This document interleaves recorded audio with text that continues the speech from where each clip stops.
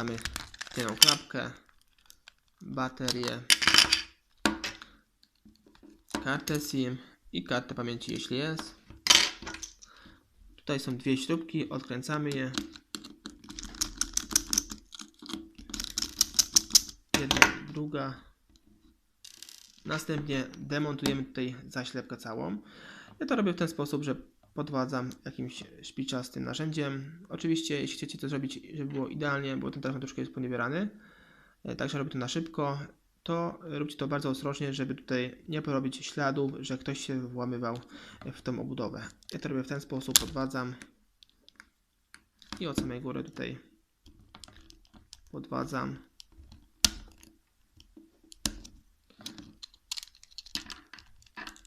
I wyciągam tę zaślepkę. Tu mamy też dwie śrubki, które odkręcamy. Są takie same jak wcześniej. To są śrubki akurat gwiazdkowe. Odkładamy je na bok. I teraz w prosty sposób podwadzamy plastikowym narzędziem płaskim, bądź jeśli mamy otwierak, od samego dołu.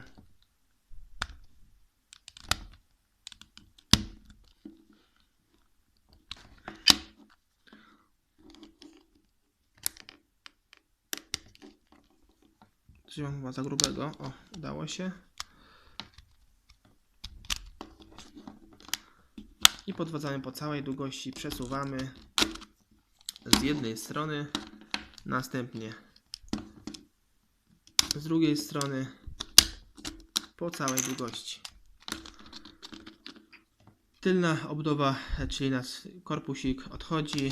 Tu widzimy płytę główną całą i tutaj tasiemka od naszej klapki. Odpinamy ją. Następnie podwadzamy delikatnie. Ona nam praktycznie już ta płyta samoczynnie odchodzi. I jak widzimy, tutaj już mamy płytę zdemontowaną. Przechodzimy tutaj do samej góry. Klawisze nam same odchodzą. I tutaj demontujemy ten przód. Nie zaczynajcie od samego dołu, tylko od góry, bo tu są zatrzaski, żeby nie uszkodzić. Podwadzamy delikatnie. I przejeżdżamy naszym otwierakiem z jednej strony, następnie z drugiej strony. I tu widzimy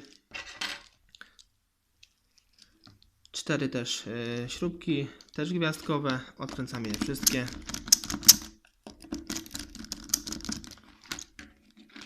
I jeszcze nam zostały dwie. Jedna i druga. Wszystkie śrubki są takie same, czy tu, czy tam.